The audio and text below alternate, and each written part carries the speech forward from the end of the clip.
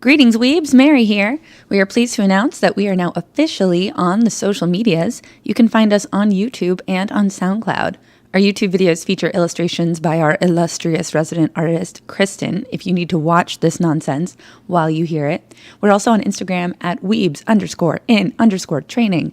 And you can view even more of Kristen's art on Insta at Chris Kern Inc. That's KRISKERNINK. She's also got a lot of pictures of our cat, who you'll hear batting around a bottle cap in this episode. Finally, you should follow Alanna at alanna.travels. That's ALANNA TRAVELS for her beautiful travel photography. Now, on to the show.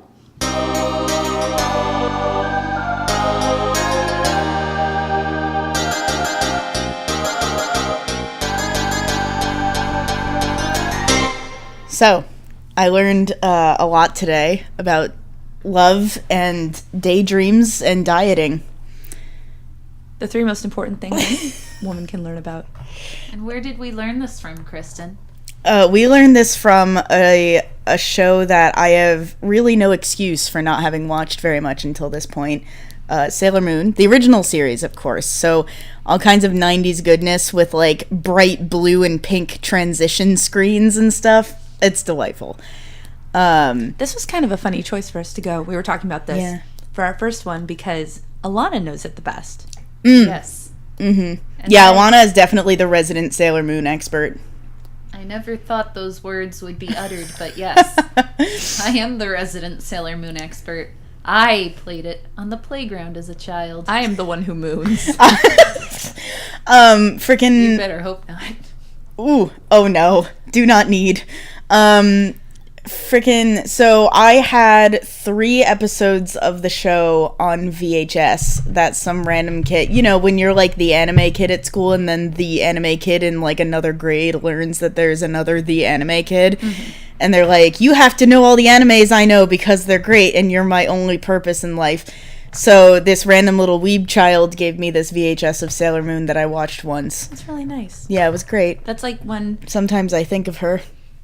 Well, and then I stop because I don't know anything about that girl. Well, that's like the one girl in school who knew that I also liked melodramatic musicals, and she's like, "Here, I have a videotape of David Hasselhoff in Jekyll and Hyde on Broadway." Oh my god, can I have that? No, I borrowed it. It's hers. Oh, well, I borrowed mine too, but that doesn't mean I don't still have it. Thanks, Whitney. I don't know the name of the girl who I unwittingly stole Sailor Moon from. Oh my god, you're a thief. I'm a monster. I had 2 of the Sailor Moon movies on VHS. That's some next level shit. 2 of the 3. And then my friend, our old roommate, had 2 of the 3. And we each, I don't know, between the 2 of us, we had all 3 movies. I forget which one we had in common, but, you know, it was good. High quality stuff. Heavy rotation. Okay. So, Sailor Moon. The first thing I want to address is that they don't make theme songs the way they used to. Holy shit, that's a great song. Yeah, right? Like, so... I wish everybody could see how hard you're jamming right now. I on my gym playlist immediately. Sucked back 20 years. Mm-hmm. I'm not even kidding you. Oh, yeah. It reached into my brain and it pulled me right back. Yep. See, and you know how like every now and then when I'm wandering around the apartment, you'll hear me just going do do do do do do do do do do because I have a fucking problem with Yu Yu Hakusho and that we all theme. Do that now. That's true. But like, so that theme song just wiggles into my brain every now and then. Yep. This is gonna be one of those things for me that like I feel like as soon as they translate or create an English dub anime theme song, that's like the A game for localization. Like, the English theme song of Ouran High School Host Club is a fucking jam. Like, every time they make an English dub opening, I'm just blown away and it becomes like a part of my psyche. Yeah. So let's see. Recap of Sailor Moon. Yeah, what did you learn? I learned that the Moon Kingdom that got destroyed looked a lot like Agrabah from Aladdin. Yes, people from the moon were Middle Eastern. That was the first thing we learned while watching this. Can confirm. And actually, this could be something to open up. There's a lot of moon lore in Japanese culture. There is, actually, and I had never thought of that. I'm glad you brought that up, because I had never thought before about how fucking weird it is that Serena is blonde. And it seems to be a natural blonde, too. It's not like, Kuwabara canonically has dyed hair that has, like, faded into an orangey shade. Oh, I didn't know that. Yeah. Well, because that's, like, a thing that Japanese thugs did in the time. Oh, yeah. So, like, kind of badly bleached hair is sort of, like, an indicator of a street tough. So I was like, okay, is it like a really weird dye job? But no, it seems to be natural. As far as I know from the canon, it's natural. Mm-hmm. And that's because she's from the moon, which is like a super common thing. Like moon people and moon lore, as you mentioned. And I want you to tell me more of what you learned. But like blonde people from the moon are a super common thing in Japanese lore. Is she from the moon? We haven't learned that yet. That's true. We need to clarify that still. We only watched 3 episodes. If her physical form is from the moon, or if this is like a... You know, she's like born on Earth, but she's got the moon spirit inside her. Yeah, or like she's like a successor of somebody from the moon or something. Right. And this is why I've been saying this for like months, but we need to watch the Tale of Princess Kaguya. Yes. Because it is actually a lot about the moon. Yes. And that's all I'll tell you. That's a super famous bit of folklore, too. It shows up in the video game Okami, which I'm all about. That's another example, too, actually. There's, you know, spoiler alert for Okami here. Skip ahead of, like, 30 seconds if you don't want to hear it, but one of the main characters, Waka, is like this mystical prophet, and for one, red and blonde hair are also an indicator of some kind of like mysterious otherworldly power in Japanese culture. But he has long blonde hair that is pretty much the same tone actually as Serena's. And, same thing. He and all of his whole culture are from the moon. He's the only surviving member, but you see, like the spirits of the other members, and they all had long blonde hair as well. I just want to look into, like, how much the creators of Superman were inspired by the same kind of folklore. Like, a civilization is destroyed, and then there's the one remaining superpowered member. I feel like that's a very common trope in hero tales. Yeah. I'd love to hear more about the kind of iconography there and where that can be tied back to some of the earliest examples. I wonder if there's a TV tropes entry on that. All right, TV tropes. So back to Sailor Moon specifically. So theme song is jamming. Moon people are Middle Eastern. Serena is maybe a moon person, but is definitely blonde. And low-key otaku. She's like, I want to play that new game. Yeah, I super dig that. I'm not going to eat popcorn while on the mic. I'm sorry. I need to restrain myself. We talked about this, having self-control with food. We're practicing. Yes, Sailor Moon taught me good life lessons today. I think my favorite quote of the first episode is when Molly's mom, who's overtaken by... evil shit. Morga? Yes. Morga? Ooh, dang, you did your homework. No, I just remember it sounded like Gorgon. And I was like, he's like, my snake, or he said my servant, Morga. I'm like, ooh, he's sending a serpent. I was like, let's go. I was like, where's the snake? I'm ready for snake time. And Alanna's like, no, it was serpent. I'm like, I heard serpent. I expect a snake. And you were disappointed. When you say the 2 words, they sound almost identical. Yeah. Well, and actually, that's a great segue into the dub for this is really super weird. I love it. It's insane. It's very enjoyable. It's very fast paced. It is. Yeah. And I was telling my broskies here, my ladies, that I'm fairly certain that relates to how they cut the anime differently for its American airing, where they have these like PSAs from Sailor Moon at the end of the episode, and they have all these really goofy transitions between scenes. And I haven't watched the original Japanese, so I don't know what it's like, but... It's like, don't forget to wipe all areas after you poop. And don't chew on tinfoil. We're still waiting for those episodes.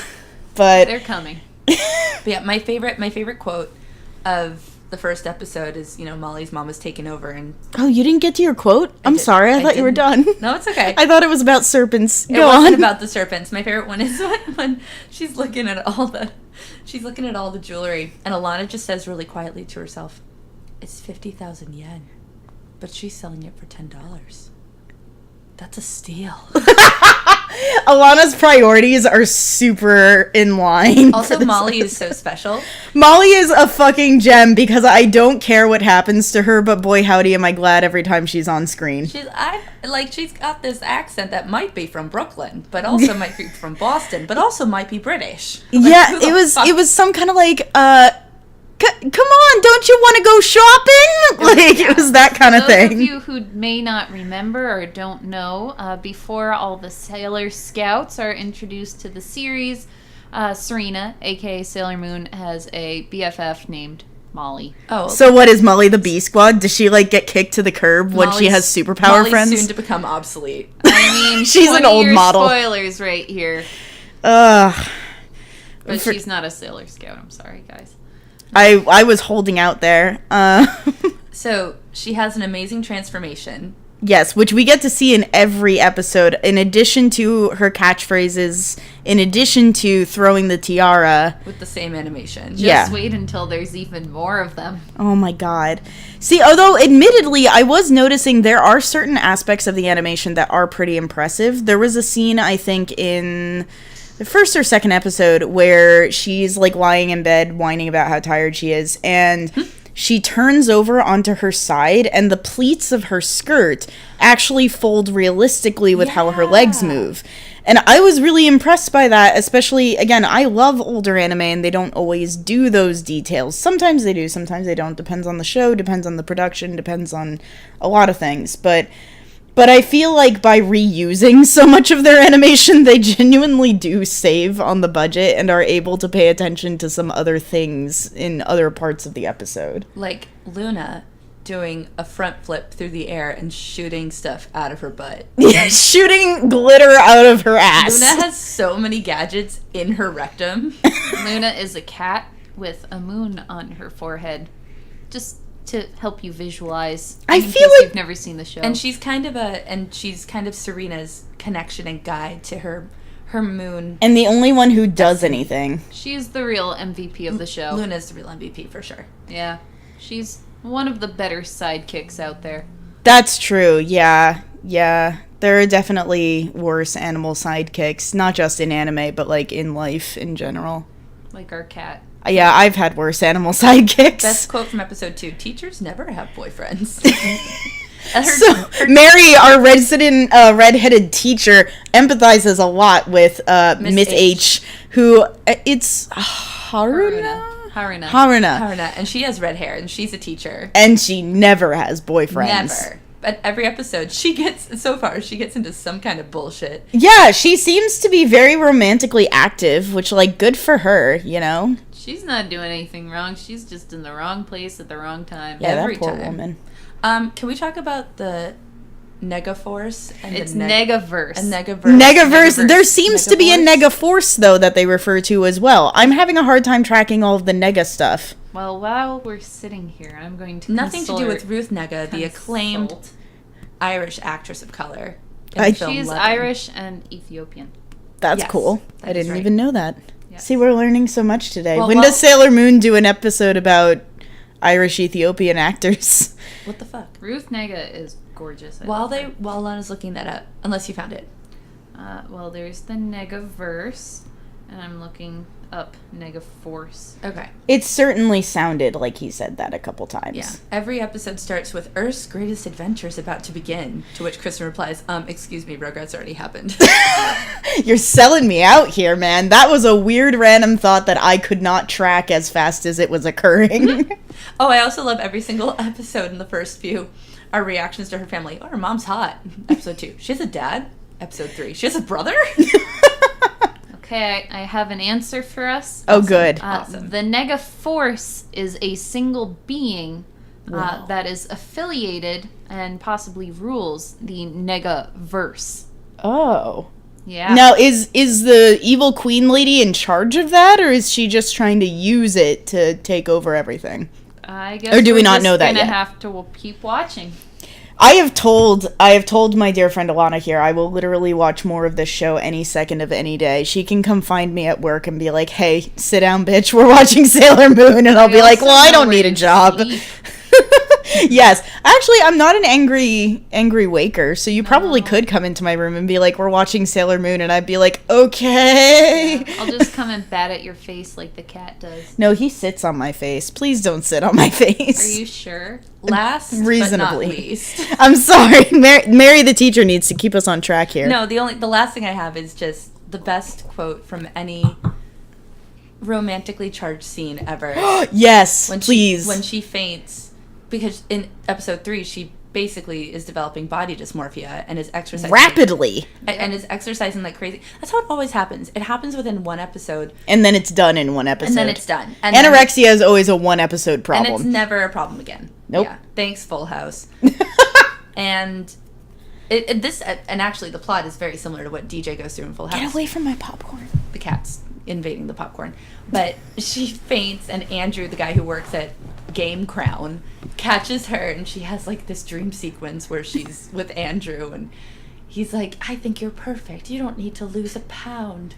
And she's like, Andrew, I don't know what to do about my body. What should I do? And he's like, have a big steak. And I was like, fuck yeah! Andrew is the greatest man. A real man's man. Andrew is... And he wants to be a doctor, which is great. Andrew is very similar to Rich in just those 2 ways. So many ways. Always recommends red meat as a solution to your problems. Yep. Wants to be a doctor. Yep. Yeah, He's Andrew basically likes video Richard. games. Andrew says to Serena, the moment you fell into my arms was one of the greatest moments of my life.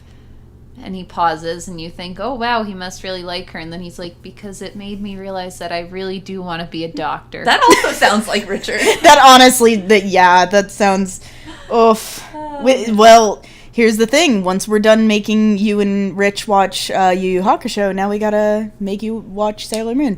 Which, fun fact for listeners, you guys have heard me rant about this nonstop for the last, month or so since I discovered it.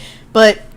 the mangaka, the writer of Yu Yu Hakusho, is married to the mangaka of Sailor Moon, which is fucking cool as shit. That's so a hell of a power couple right there. Yeah. And they specialize in less than perfect protagonists, which is great. Really stupid protagonists. Yeah, that's one of the nice things about Serena, at least in these first 3 episodes. She's not a Mary Sue at all, because she's really dumb. She's kind of a hot mess. Yeah. I like it. She's 14. She's totally a mess. I think we were all hot messes when we were 14. Yeah. And if you weren't, then you're lying. Mm-hmm. Yeah. But, yeah, no, she's got to get her life figured out. 14, what is that, freshman, sophomore year of high school? Freshman year. You and me are September birthdays, so we started freshman as 13. Yep. But. Yeah. But, well, yep. Go Serena. We'll get to see her grow and develop, I'm sure, over the course of For right now, I know that her berets apparently project her crying in such a frequency that it brings legions to their knees. She saves herself by crying in the first episode, and I was like, okay. It gets better rapidly after that point, but yeah, that's I was true. Like, what the fuck? It is really a show that is incredibly balanced between what the fuck am I watching and wow, I am so on board. Yeah, it's delightful. It is really delightful. I will watch again. I can definitely see why this got so popular with kids when we were younger. I'm sad that I missed it as a kid, because I feel like if it had latched its claws into me, at the right moment in my life, I would have been a lifelong fan. And there's one person we haven't talked about yet. Oh, you and your fucking... tuxedo mask. All right. I'm not going to say I'm not incredibly on board for a man in a tux. And a mask. Oh. I specifically like the mask part. Before yeah, there the was piece of Phantom cloth Opera, over his there was eyes. tuxedo mask. The piece of cloth over his eyes that keeps Serena from noticing that he's the one guy that she keeps running into in Tokyo. We saw Tokyo Towers, so we know that they are in Tokyo. She's in the city of Tokyo, and she keeps running into this same rude-ass motherfucker. And then he keeps on butting in on her fights, and he doesn't, really participate. He, gently distracts the antagonist, and he's like, you can do it, Serena. I believe in you. But isn't that what men are for? But then, also in the episode where she's, feeling bad about her body... He's like, oh, don't eat too many of those donuts. I'm like, bitch, Yeah, and I guess set her back. Yeah, that's true. I think you could. The show is probably relying on that being like. I didn't phrase that well at all, but I think the idea is that he's purposefully being mean to throw her off the track of him being like this sexy, mysterious ally. Yeah. So I'm sure that he's like mostly being a dick just because it helps with the whole like disguise. Which like, why does he? I don't know. There are a lot of questions I have that I think will probably be answered later in the series. But I have questions like, why does he feel the need to conceal his identity in the first place? Cat just ran by the microphone. I hope it didn't pick that up. No, it's picking up everything. He was playing with a bottle cap earlier, and I can hear in the feedback just ding, ding, ding, ding. We can cut this part. But yeah, so there are a lot of things I'm wondering about that I think, the series, I looked it up, it has 200 episodes, I think is what we found out. That's a lot of episodes. I mean, for a series like this, it's not terribly much, honestly. Like, you think of your Narutos and your Dragon Ball Zs or and your One Piece. Oh, fuck it. And One Piece, Inuyasha lasted way... I'm going to make you guys... We should do a first impression episode. No, I've already watched Inuyasha. Too bad. I haven't. You can hurt me. It's awful. I would love to inflict Inuyasha upon you. It's terrible. Please hurt me. Oh, it's so awful. Kagome is insufferable in all of the ways that people accuse Serena of being annoying, but Serena is actually a much more engaging and relatable character. Kagome has all the flaws of Serena with none of the charm. Well, sorry, we should wrap up. No, it's okay. No, in conclusion, I would say that I greatly enjoyed Sailor Moon. Yeah. And I would totally watch it again. Totally. Maybe after we watch a chunk more, we can, like, revisit briefly and be like, so here's what we learned. Yep. Sailor Moon Part 2. I'm happy to have 20 years taken off my life. Go back in time to happier days. Yeah. Mm-hmm. Yep. Honestly, I should make you guys watch Yu-Gi-Oh! If we're gonna do the nostalgia trick, because, words. Because that was my version, like, I need to, like, rush home after school to see this, like, pre-TiVo days. We never had TiVo. My parents are technologically inept, but... Mine too. Anyway, I'm sorry I keep getting us off track. I'm just excited. This was a fun show. I can, like, feel secondhand nostalgia from this show. Yeah. Yes. And now you can wear that Sailor Moon t-shirt I got you for Christmas. People will be like, I bet you're not a real fan. And I'll be like, I have seen 6 episodes. Oh, no, I didn't even I just got you that. That was for her birthday. Just for her, yeah, for your birthday. Yeah, I think so. Or did I just get you that just because? I don't know, but I've been wearing it constantly. I got the Hercules one. Yep. My man. I've been wearing it nonstop ever since. Yes. All right, cool. So, Sailor Moon hot take? Rad. Yeah. Super rad. Yeah.